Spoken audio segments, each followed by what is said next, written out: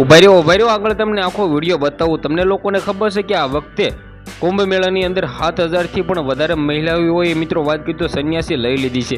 જે આમ મિત્રો વાત એ કરી તો શું આ કીર્તિ પટેલ છે તેને સંન્યાસ લઈ લીધો છે? જે આ વાત કરી તો સોશિયલ મીડિયાની અંદર કીર્તિ પટેલનો વિડીયો થયો છે વાયરલ।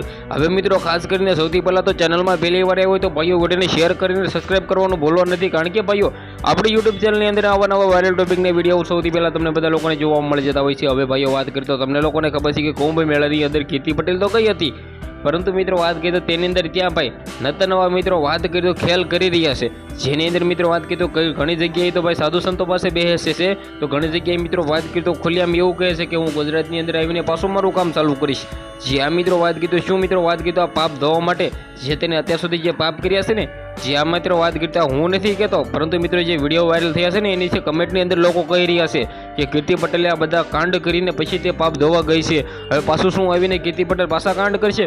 હવે મિત્રો આના વિશે તમે શું કહેશો? વિડીયોને બને એટલો શેર કરી દઈશું। કીર્તિ પટેલે લીધો સંન્યાસ?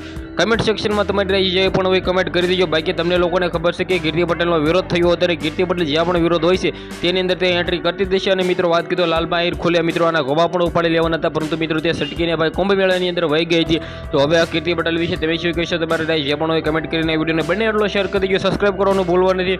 બાકી હતી આજના વિડીયોમાં આટલી જ માહિતી। આપણે એક નવા ઇન્ટરેસ્ટિંગ વિડીયો સાથે મળી જશે। બધા જ લોકોને જય હિન્દ જય ભારતના વિડીયોને તમારે બને એટલો શેર કરી દેવાનો છે।